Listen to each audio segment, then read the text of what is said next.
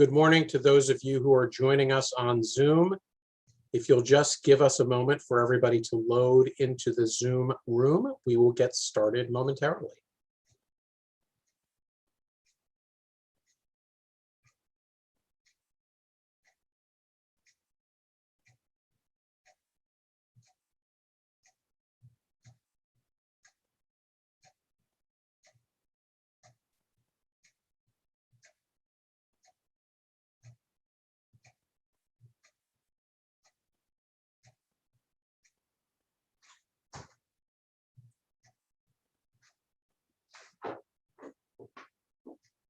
Good morning and welcome to WITA. My name is Ken Levinson. I'm the Executive Director of WITA. Before we get to today's event, just a few announcements about our upcoming plans.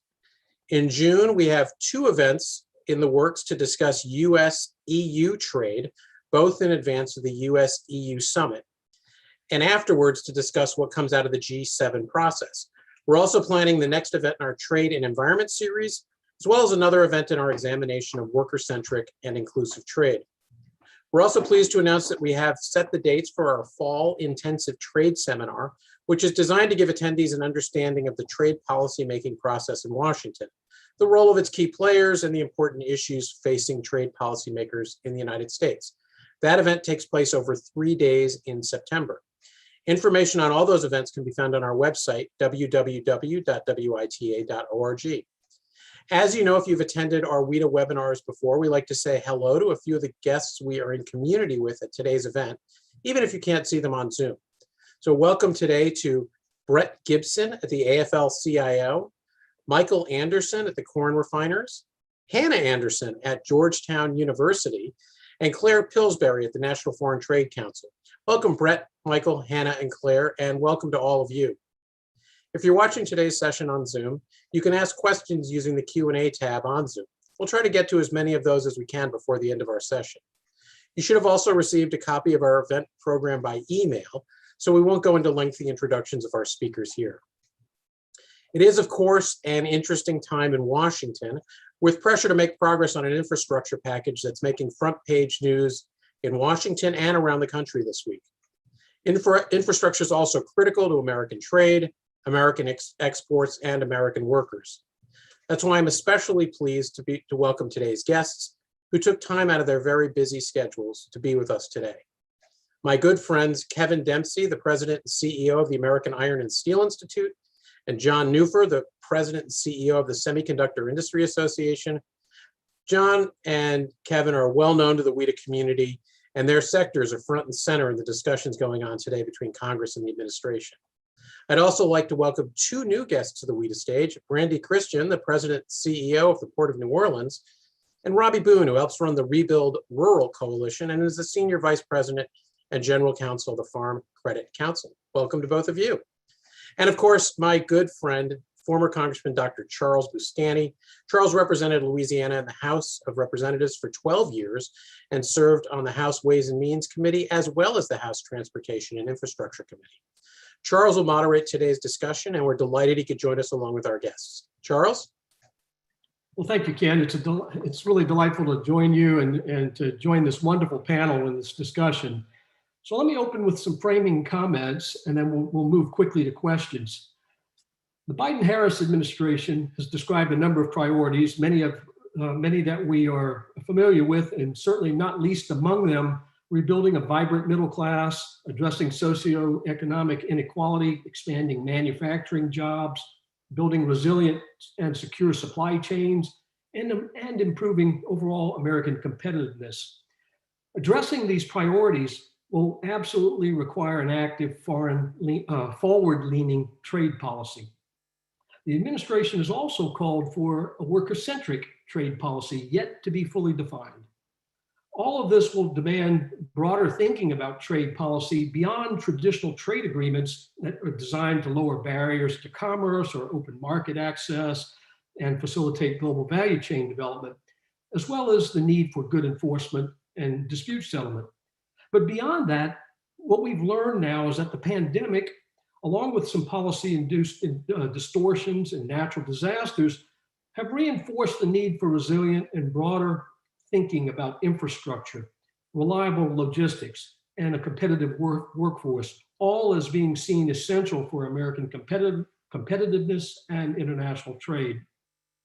So whether it's bottleneck rail and highway intermodal transportation at American ports, or a structurally deficient bridge on Interstate 10, a major cross-country trucking route that was closed for days to repair damage and conduct inspections, or chip shortages halting auto manufacturing.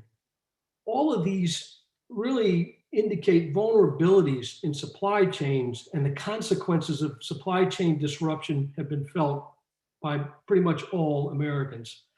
How should policymakers think about the role of infrastructure in relation to trade and trade policy? And what really constitutes a worker-centric trade policy? Today, we're really fortunate to hear the perspective of 4 CEOs who are in the middle of all of this on how investments in America's infrastructure are essential for US trade, for US competitiveness and global supply chains, and how these investments are a vital part of the president's proposed worker-centric trade policy. So we're going to jump right into questions, and I'm going to ask the audience, go ahead and start thinking of your questions and submit them in the Q&A function or the raised hand function and so forth, and we'll take those toward the end of the program. Brandy, let me start with you on this.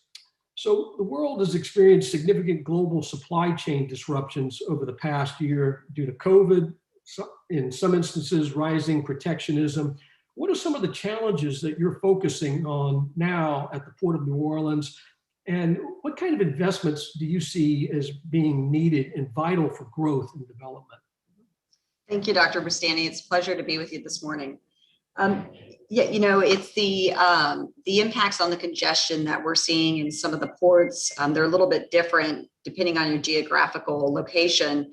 Right now, you're seeing a lot of stress on the West Coast ports, particularly it's a real surge of imports coming into the country. You know, I kind of call it the e-commerce phenomena. I don't really see that going away, and it has wide impacts because in turn, it starts to congest the railways. You start to see shifting of vessels trying to get products to market. Here in New Orleans and in the Gulf, we're a little bit of an anomaly. We are more of an export-driven container facility, which is pretty rare in the country. But what you're seeing happen is there's so much pressure for these container vessels to get empty containers back to Asia, Europe, to pick up the imports and turn it right back around, that even loaded, ready to go exports are being left at terminals in the US for empties to be sent back to Asia or Europe. So you're really seeing a pressure now even on your exporters. So in order to keep up with that supply, obviously it is the capacity of the cargo terminals, but it really just begins there for a port. There's so many other things, as you mentioned, that is drains capacity of a port and makes us competitive or not competitive that we don't necessarily control and need just as much investment, and that's the roadways and the railways to be able to keep that supply chain moving. And if one element of that is disrupted, you really start to see that cascade happen. So that's, you know, obviously where we're focused. And so for what we're dealing with here in the Gulf, for us, it's equipment imbalance, because when you have too many exports, or like many other ports, they have too many imports, they don't have the equipment, they don't have the empty containers, they don't have the truck chassis, they have to be moved from other markets. And for us, it's really driving more of that import business to balance that out. And I think some of your big import areas like the West Coast or Savannahs, they're trying to find how do we get more exports, because we've got real imbalances in some of the different markets. Thank you. That's great. And I know I'll put a plug in for the port there in New Orleans, because you do have the advantage of the Mississippi River, which is a major inland waterway. And Absolutely. I think for a long time, Congress didn't really fully understand the importance of our inland waterways and that infrastructure to our ports, along with the surface transportation opportunities. Absolutely. Yeah. So Kevin, let's go to you next. We have an energy transition underway. A lot of it's being market driven, some of it's policy driven. Specifically, there are going to be needs for electrical grid improvements. We saw what happened in Texas with the lack of redundancy or resiliency. There are renewable energy projects that are being contemplated. The expansion of the use of electrical vehicles. Clearly, there are going to be infrastructure needs across the board, and all of these things and others as this energy transition really takes off.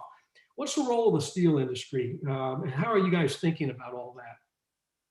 Yeah, thanks, Charles. It's a really great question. We see the the energy transition as being critical for the steel industry, both as consumers of electricity and as producers of products that are critical for that infrastructure. A lot of people don't know, but today, fully 70% of the steel made in the United States is made through using electricity, electric arc furnace makers, as opposed to using coal in blast furnaces. So we're a major consumer of electricity. So having that reliable, resilient electric grid is critical to us. But then we're also a key supplier to that industry. Certainly in terms of the electric grid, a key part of that are the transformers that pull the whole system together. Electrical steel, in particular type of steel, grain-oriented electrical steel is critical to making those transformers that keep our electric grid going. And frankly, we're down to one producer of a grain-oriented electrical steel in the United States. So that is, I think, a critical part and been a critical part for the steel industry of ensuring we have maintained that capability in the U.S. so that we can, especially in response to storms, quickly deliver more product to replace products that go out. But it goes well beyond the electric grid itself.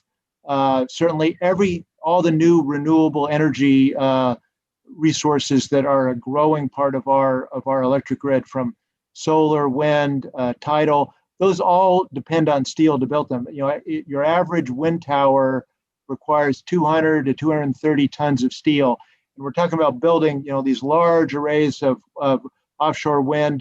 That's going to be critical, and we see that as a huge opportunity for American steel.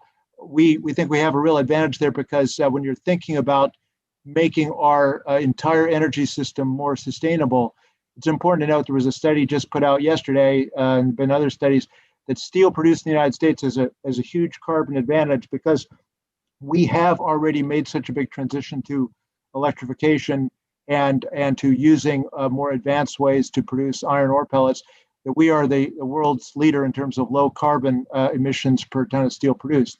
So we think that's a win-win to use that steel to build out our electric grid, to build out the renewable energy infrastructure. And then you mentioned cars, moving to electric vehicles.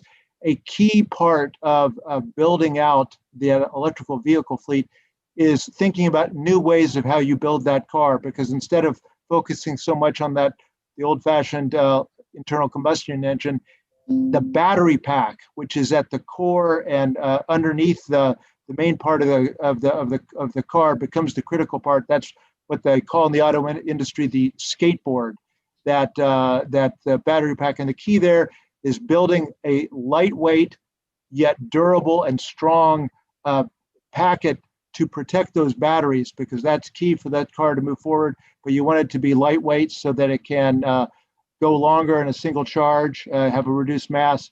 And that's where we've been working in the steel industry on the most latest forms of advanced high-strength steels for the auto industry that can provide that new battery pack protection that's going to be critical for electric vehicles moving forward. So we see all of these parts of the energy transformation of our industry as being critical and being important, requiring significant investment, and where steel will play a role. Thanks, Kevin. John, let's go to you next. Your industry has been in the news both here in the U.S. and globally. Recently at the CHIPS Summit, over at the White House, President Biden held up a semiconductor wafer and said, "This is infrastructure." And then he called for $50 billion in chip manufacturing incentives and research investments. Why are chips infrastructure? I happen to subscribe to that view. I think we've learned enough about this. But give us an indication of why chips are infrastructure. Why do we need these kinds of big investments to get chips manufactured here in the United States? Thanks, Charles. Yeah, I think it is a bit of a mind bender for some to think that chips are semiconductors, but we've seen, in fact, that they are kind of everything important that underlies all of our infrastructure. They're the brains behind the electric grid, our telecommunication systems, our healthcare devices.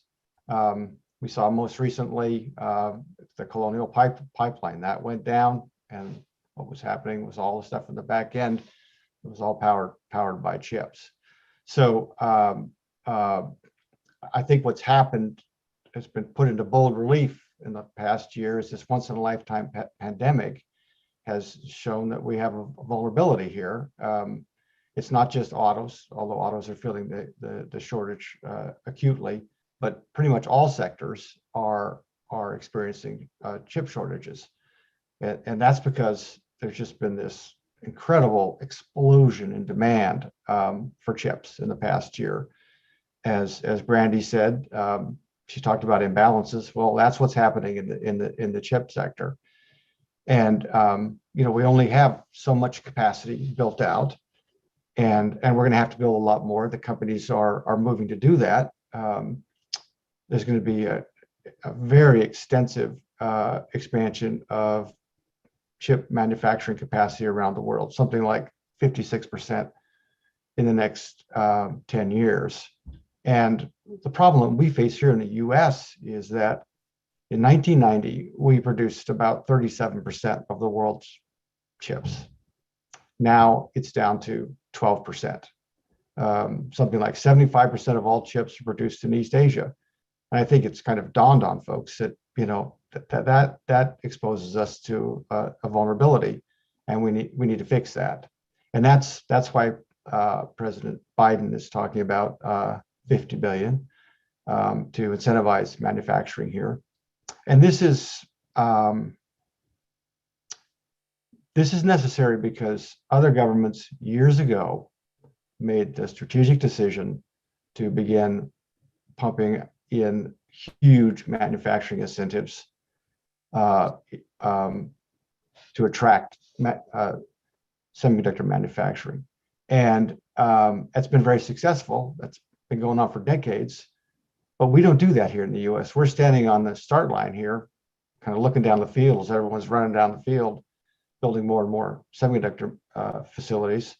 And we're building some, but not like what's going around the world. So that's what this CHIPS legislation in Congress is trying to address that, to level the playing field so that we can get back into the critical game of chip manufacturing here in the US, because it's so absolutely critical for our economic security, our national security, and of course, kind of everything underlying our infrastructure. Another quick follow-up question. Does this mean that we're looking at the front end of a sea change in Congress's thinking and the administration's thinking with regard to industrial policy? What's your view on that? I think you've kind of answered that question, but you can elaborate a bit more. That's a great question. Last year at this time, we just wouldn't have been talking about this kind of stuff, or early in the year last year. It's there's this allergy to industrial policy that's been pervasive in Washington. And when it comes to manufacturing, we're just not on a level playing field. Market economics still work. It's not a free market. And so unless the government steps in and incentivizes manufacturing here, we're just going to fall farther and farther behind. And I think folks in Washington, your former colleagues on the Hill, in a bipartisan way, are embracing that. And so I think what we're seeing now is it's a flirtation with industrial policy, but I like to think in this case, and this sounds a little bit oxymoronic, but market-driven industrial policy, because we know semiconductor fabs are going to be built like crazy around the world in the next decade. But We don't know where they're going to be built. We know for sure if we don't change our game here and offer incentives for manufacturing, we know they will be built overseas and not here. And we will go from 37% of global manufacturing semiconductors to 12% where we are now, and then drop into the single digits quite quickly.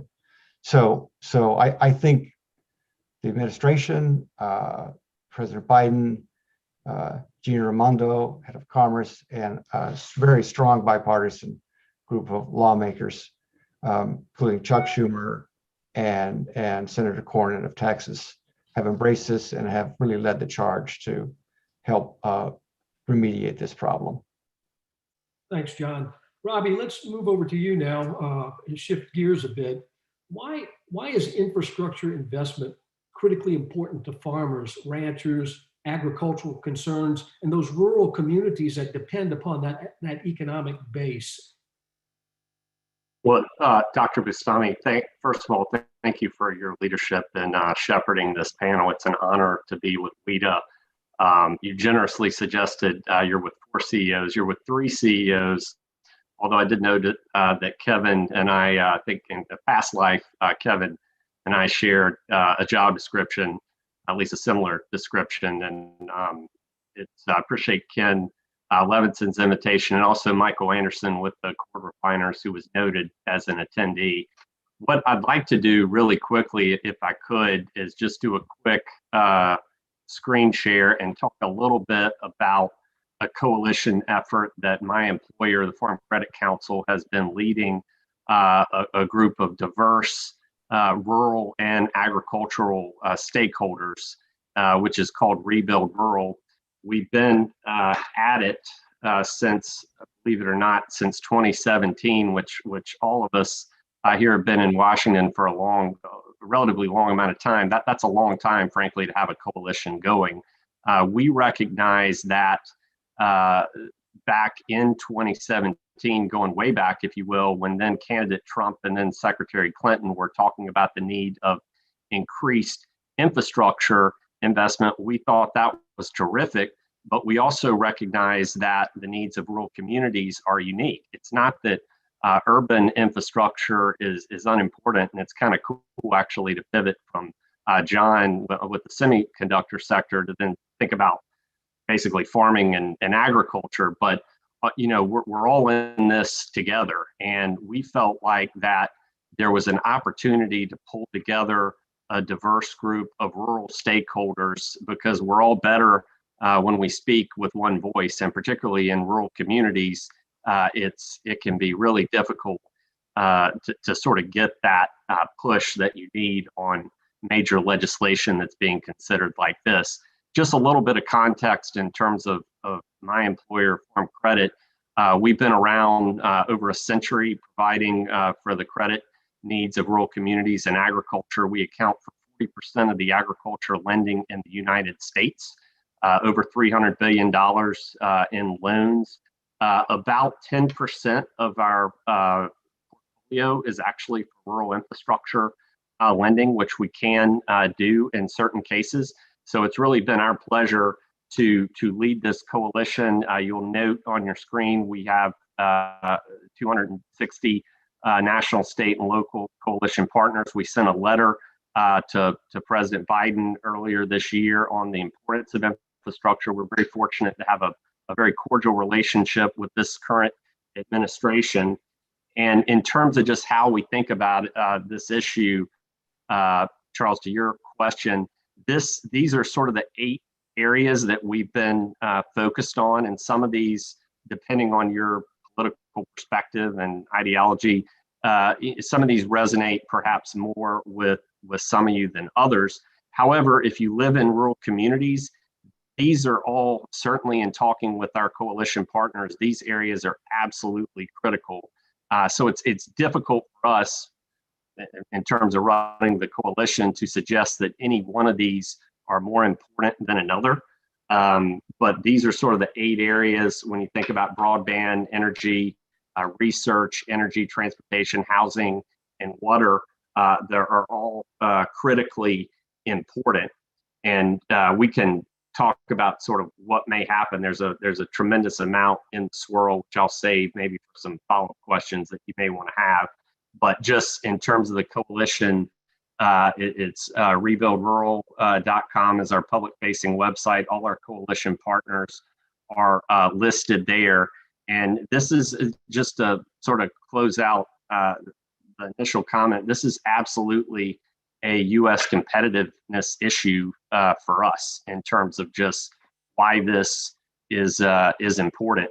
So, this is, we feel like that particularly when you think about agriculture and particularly, and when you think about trade, it's one of the few areas where we enjoy a net trade surplus. And if we want to continue that dominance, and we think about what's happening in China, what's happening in Brazil, these things cannot be taken for granted. And certainly, while we're not strictly an agriculture coalition, but there's no question we have a lot of agriculture in our coalition, those folks would tell you that the strides we've been able to make is because we've had things, our infrastructure has been focused upon. And if you don't have things like broadband and housing, our inland waterways are suffering. Certainly Brandy can speak to that and sort of the importance there. All these things have to work together to make sure that our rural communities continue to be a vibrant place for Americans. And ironically, probably some folks have rediscovered that in these COVID times. Well, thanks, Robbie. And it's interesting. I mean, agriculture has been a key source of U.S. competitiveness for a long time. We've exported agricultural commodities all over the world. We've had a trade surplus traditionally when it comes to agriculture, but also our rural communities is in many instances an untapped potential. And so I think your point about those different categories of infrastructure that would link all of this together for our rural communities is vitally important. But there's a broad theme that's emerged in, I think, coming from all of your answers, and that is we need to think about a more integrated economy to be competitive and understand the importance of infrastructure and the different kinds of infrastructure and how they support both domestic and international commerce. And it seems to me that as we're looking at our competitive posture with the rest of the world, with vibrant growth in Asia, where they have made infrastructure investments in key areas, we need to think about it in those terms. And I think this sort of expanded view of what constitutes infrastructure, going back to John's point about chips, is really important and hopefully should guide policymakers. And the real risk, from my view, having served in Congress, is that these issues get siloed off and then there's not a real understanding from a more strategic level of the importance. And frankly, Brandy, I saw this with our ports in particular, where the ports were sort of separate. You had a highway bill, you had funding for dredging, you had all these things, but our maritime infrastructure was often downplayed in its importance. And yet, whether you're looking at our ports as gateways to the rest of the world, or our inland waterways, these things are critically important and we've underinvested. Mm-hmm. What are your plans, for instance, down in New Orleans? I mean, obviously you're thinking competitively, you're fairly new in the position, thinking about what can I do to take this port, to the next level. Certainly. Your comment about the fragmentation, you're absolutely right. And I think you have to look at the port system more holistically as a country. And you look around the globe and you're seeing massive port development by other governments, particularly in Asia and Africa. And you look here in the United States, and a lot of the different federal roles that come into play for ports, MARAD, Coast Guard, they all kind of play a certain lane, but there's really not a global strategy about each of those gateways and those trade lanes and what infrastructure is needed. It's kind of left to the individual port or to the state if you're so fortunate for the state to have a strategy. So you look at the airport system in our country and you have FAA and you have a more holistic view and body, that they look at holistically at protecting the entire system and the network, because they know if one critical element goes down, it creates a cascade. We have not really accomplished that in the maritime industry. And here in the Gulf, we see huge potential. I think there's two things that are driving many investments of ports, and certainly here in New Orleans, and that is this new world of e-commerce, which is creating incredible demand and pressure on container terminals. Container terminals are extremely expensive to build, to maintain. That's why there's not, too many people in that business. It takes a lot of government incentivizing and subsidizing because of those costs. You're not seeing greenfield ports being built in this country like you're seeing in Asia and you're seeing in Africa. I can't remember the last from the ground terminal that was built. You're seeing some expansions, but any new project, which we're currently studying and doing our permitting process for a second container terminal, is any greenfield terminal is north of $1 billion.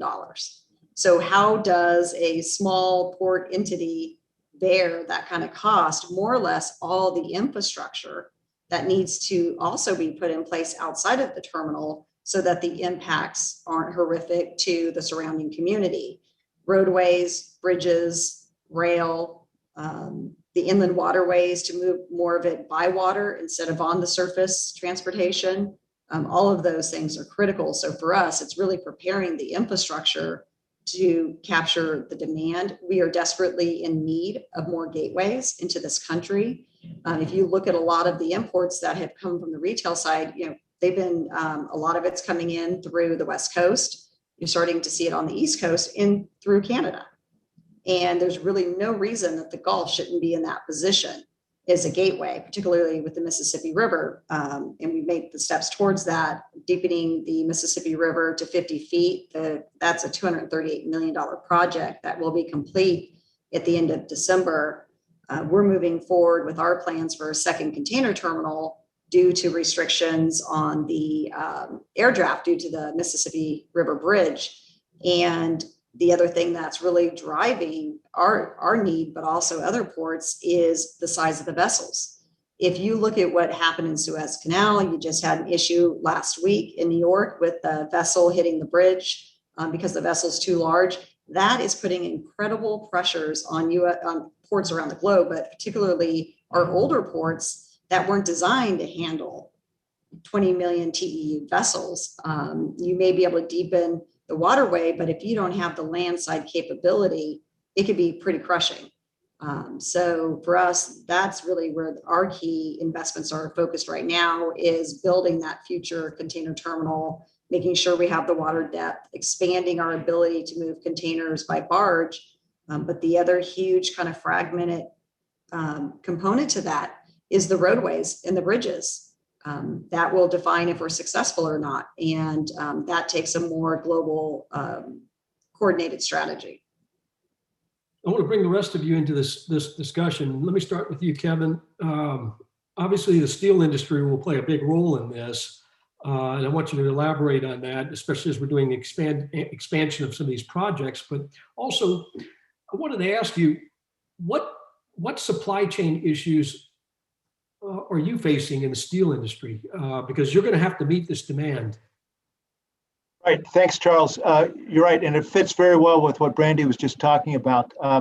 The inland waterway system is actually a critical part of the supply chain for the steel industry. Most of your steel mills are built along the rivers or along the Great Lakes, so that we can supply the raw materials by barge or by ship.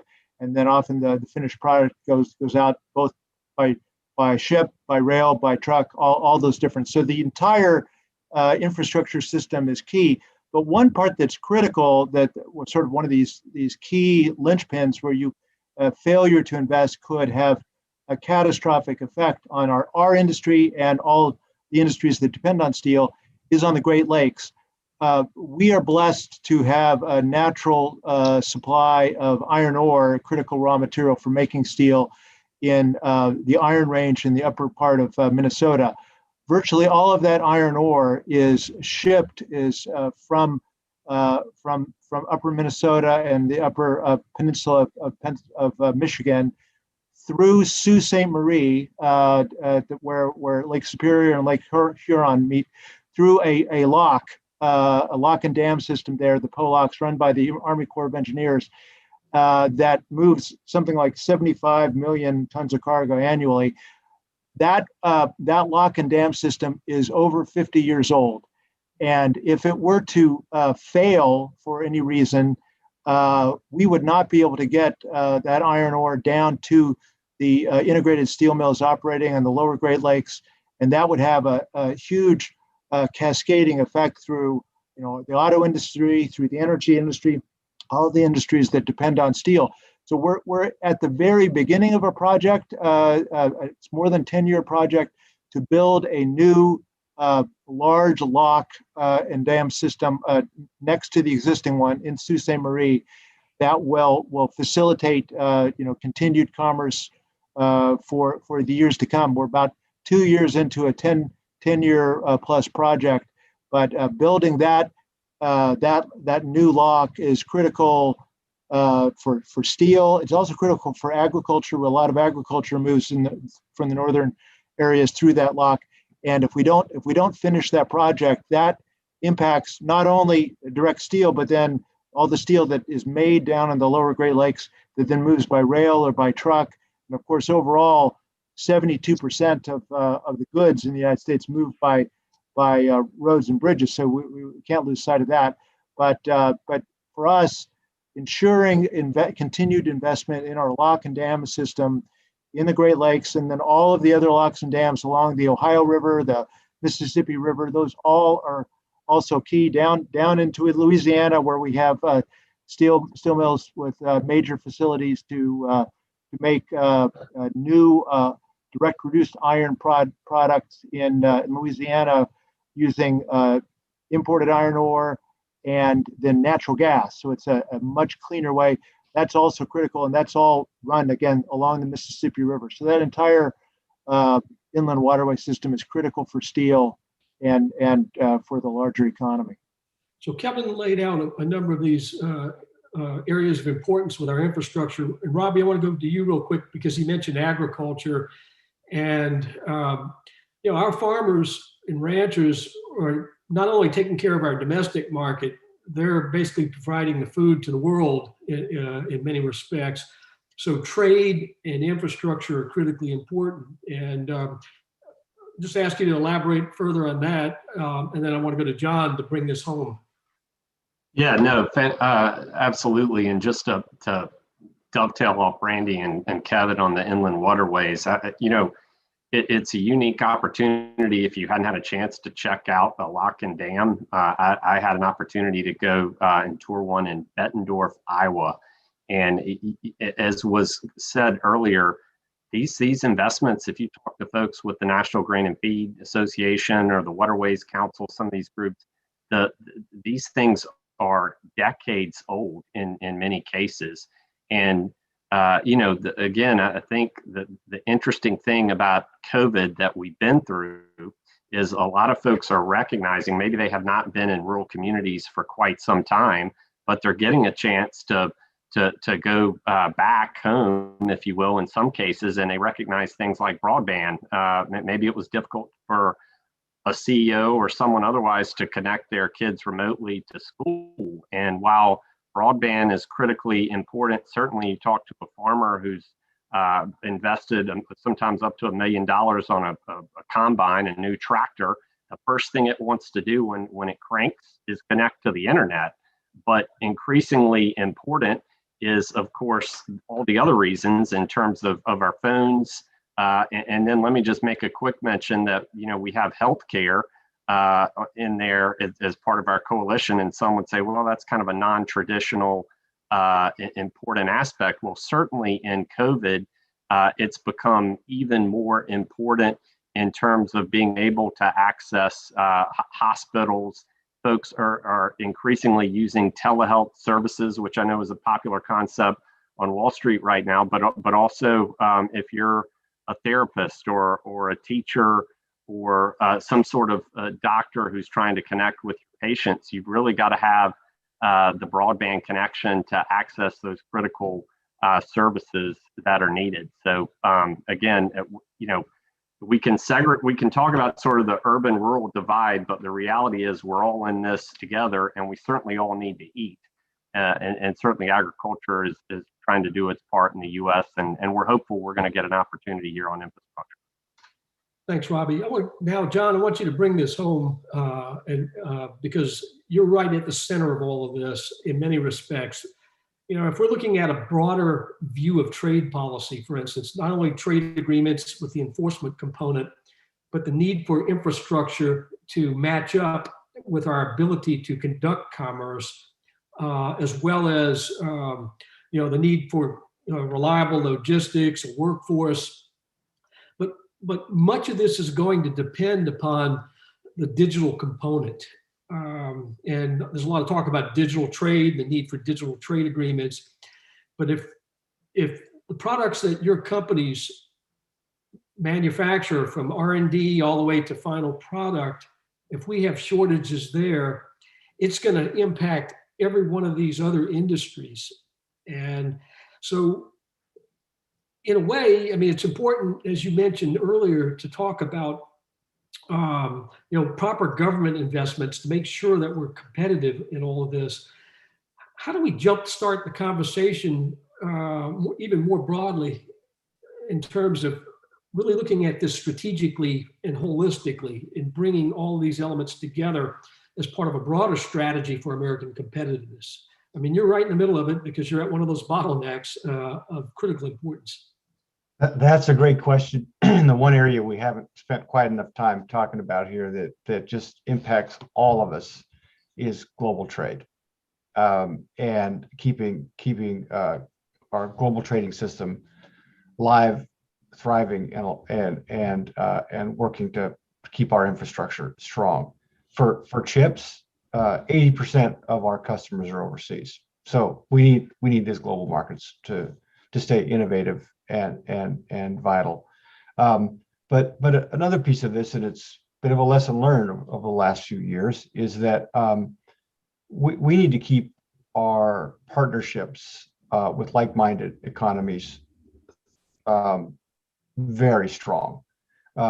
We commissioned a report by the Boston Consulting Group last fall that found that there are 50 potential points of failure in the semiconductor supply chain around the world. We're probably, in advanced manufacturing, we're by far the most we have the most expansive and deepest supply chains around the world.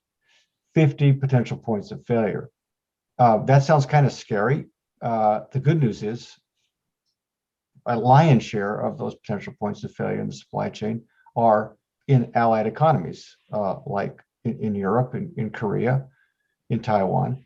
So I think that just absolutely critical to our broader strategy going forward is that we make sure our alliances with these partners is strong, because our supply chains run through those economies and we need them close, and we don't need to be doing things to chase them away. Yeah, just in follow-up, you mentioned your supply chains, and as I've done a little bit of reading about supply chains and broadly global value chain networks in the semiconductor industry, it's an amazing success story in one instance, but the complexity of the supply chains to create a single chip, especially the logic chips, is astounding to me. And moving from where we are today to a more resilient system and ensuring American competitiveness is going to be critical, because whether we're talking about ports and Brandy's work at the Port of New Orleans, where you need smart transportation systems and information systems to go along with that, you need coordinated logistics, or Kevin and what they're doing with the steel industry to support support things, broadband development in the rural communities and other industries. Your industry is right at the center of it, and if we don't get this right, we're going to have problems. Ken, I don't know if we have questions. I can keep going with this, but certainly let me encourage our audience to ask questions. We've got 4 experts on a very timely subject matter, so we encourage your questions. Let me, while others are thinking of questions, let me follow up with another broad one. Many are talking about the challenge that we're facing with China, and it's not a military challenge so much as it's really truly competition in the economic and technology arena. And all 4 of your industries, line of business, coalition partners are involved in that. And this is the message, in a sense, that we need to get broadly out to the American public, that the United States needs to have a vibrant, comprehensive trade policy that incorporates workers, that's worker-centric, that helps build a strong, vibrant American economy if we're going to compete. And then, John, back to your point, we have to be working with other partners in this. So each of you have a role to play in that, but how do we get that message out more broadly to the American public to get everybody rowing in the same direction? How do we get Congress to quit bickering about these issues and think more strategically about what kinds of investments need to be made and how we integrate this together? Love to hear your thoughts on that. And it's more of a, I guess, a political and communications question, but it's something that baffles me and frustrates me, but I would love to hear your perspectives on this. So if anybody wants to take a crack at it, that's fine. If nobody does, I'll go back to Ken. Charles, I'll give you 10 seconds on that. And that is, we need to keep the eye on the prize and focus on being more competitive as an economy. There's all these defensive measures that can be put in place to protect our national security interests. And that's up to the Pentagon and smart people in the White House to figure out what those are. But our future as an economy is going to be more defined by our ability to pedal faster than anything else. And what's we welcome with the Biden administration is there is a big premium being put on that piece of it, that there's a strong determination to help us be more competitive in the global economy. Great. Ken, do we have questions from the audience? We do. We've gotten to a little bit of them. We've kind of talked around them a little bit, but want to jump in. We've got a few that are coming in and appreciate those who are submitting those on the Q&A tab. Brandy, I'm going to direct the first one in your direction. And I just want to say, by the way, I found it fascinating as a group how, we have a vision for these events at WITA. When we try to pull people together, you're never quite sure how the different pieces are going to fit together. And it really is amazing how so much of our infrastructure is interconnected. I think everything all of you have talked about kind of touches on each other's sectors in some way, whether it's, the semiconductors that are powering them, the broadband and that we need around the country to connect people. Kevin, your products moving throughout the American supply chains and are using our infrastructure. And of course, Brandy, where you sit in New Orleans at the port, at the mouth of the most important waterway in America, but there's so many others. I think we sometimes forget how many natural advantages the United States has, and we need to take care of those things, and the infrastructure is certainly at the top of that. But Brandy, a question comes in about not something I'm that familiar with, but the Foreign Dredge Act of 1906 makes if that would be repealed, or if there were some changes that might make it more efficient and less costly by allowing competition from foreign dredging firms. Any thoughts on that? Yeah, sure. Dredging it's a complicated issue, and it too is an act that I'm not real deep knowledge of, and particularly coming from the West Coast, where you didn't have the dredging issues that you have here in the Mississippi River. I often joke is in San Diego, I think the last time we had dredged our berth was like 25 years ago. And here in New Orleans, we actually own our own dredge just to keep our berths cleared every day. It's a real challenge. It's a dynamic river. So we've never taken a position on the Foreign Dredge Act.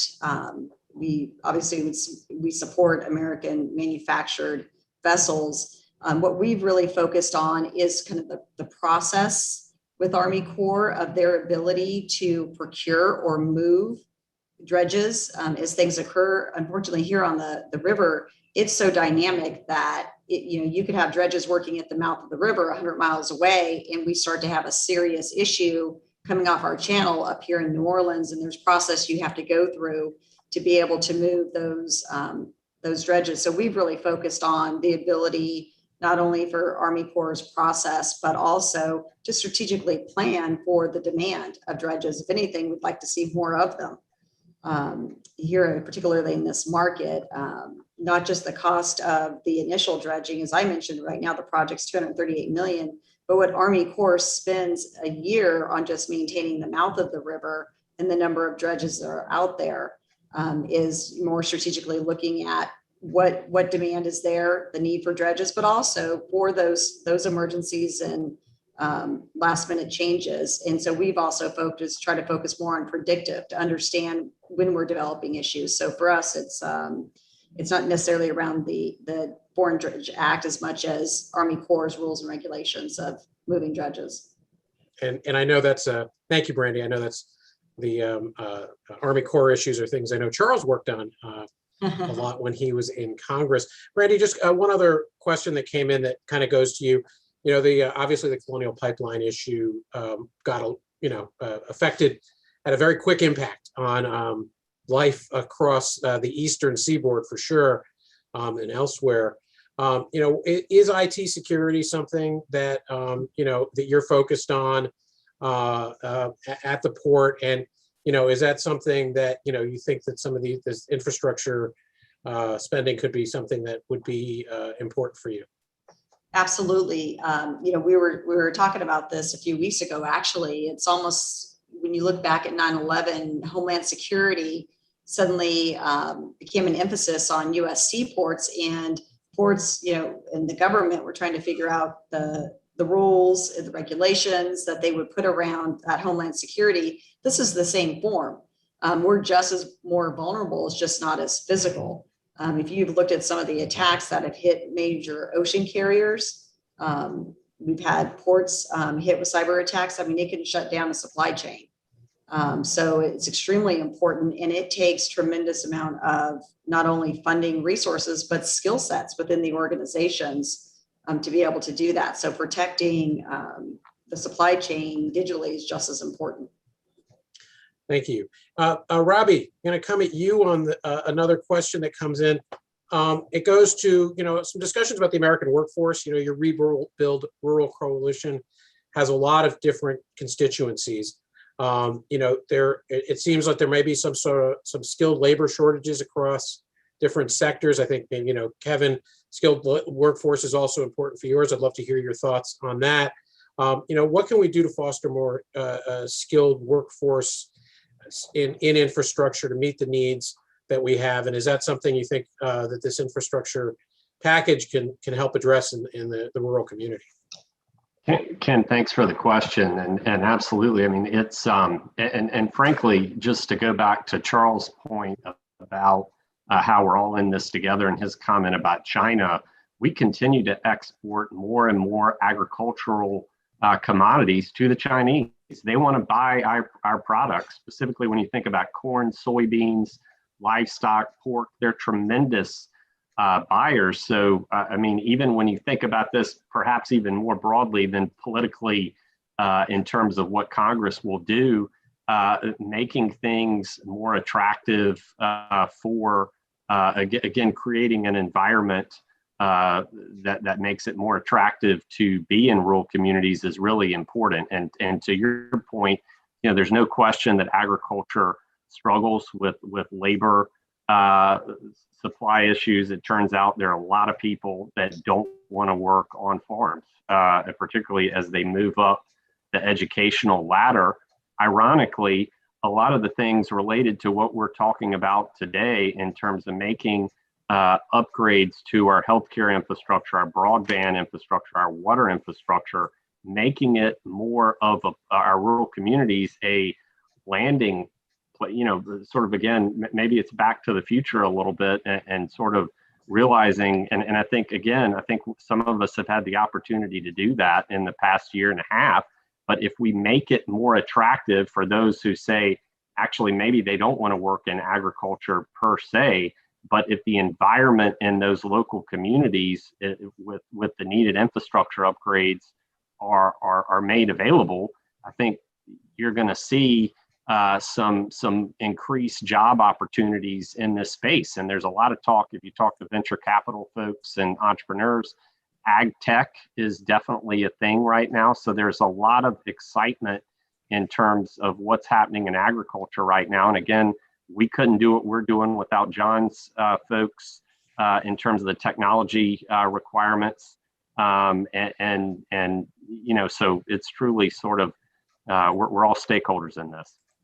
Yeah, let me just jump on what Robbie just said. Note a lot of steel mill operations are actually located in rural communities. So we are steel and agriculture are often very closely connected in terms of local communities. One of the fastest growing steel producing regions in the U.S. is actually in the northeast corner of Arkansas along the Mississippi River in a traditional agricultural area. A key thing for us there is the skilled labor. Working in a steel mill today is a high-tech operation. Most of your steel workers are actually working inside pulpits that look like an air traffic control center. You're in a glass booth with dozens of computer screens in front of you monitoring all this high technology equipment. So you need people with those high, advanced degrees, some college, at least community college math and science work. So helping to build out that educational, technical training system, especially in the rural communities where many of our mills are located, is critical for our competitiveness going forward, to have the people. And I'll say, just if it's in all of those steel mills, the way they operate, they're filled with sensors, which are semiconductors operating, sending back all that information back to those computer screens to make sure that the steel is meeting the very tight constraints as to the tolerances are very, very small these days to make that very thin, high grade steel that's both very thin, very light, yet strong and flexible to be made into your cars, your construction equipment, and used in homes and commercial buildings. Thank you. Little personal anecdote. I was car shopping this past month, and in all the dealerships, every single one of them, they talked about the fact that while they have current inventory, they are very concerned about inventory in about 6 months, that the production around the world has stalled for a variety of reasons. There are the issues of the ships at sea and the inability to access ports properly because the supply chains have been so disrupted. There's manufacturing problems. John, I know your sector has been front, people have talked about that a lot, but there's also battery issues and steel. Kevin, as you were saying, steel, it's a perennial problem with steel overcapacity that needs to be addressed in a coordinated way globally. So, this session today, we really have pulled together all these different threads. We could have had a lot of other sectors on here today and different interests, but I think in some ways you guys undergird, no pun intended, a lot of what we've been talking about and what the country is talking about, and how important infrastructure is to our international, to American trade, American exports, and American workers. And we believe that as the Biden administration looks at what a worker-centric trade policy is, that they are thinking about infrastructure, that in the context of this infrastructure package that they're looking at. So thank you all very, very much. We're really grateful to you. Charles, terrific moderation, really appreciate it and appreciate the work that went into it. And everybody else, you don't even know how much dialogue went on between the panel and each other over the past week. Really grateful to all of them for the work they put in for this today. Thank you all for joining us today. We look forward to seeing you again at WITA shortly. And if you, wherever you are in the country or watching around the world, if you have access to the vaccine, we hope you get it. It's important for all of us to get our economy open again. Thanks very much, everybody. Take care.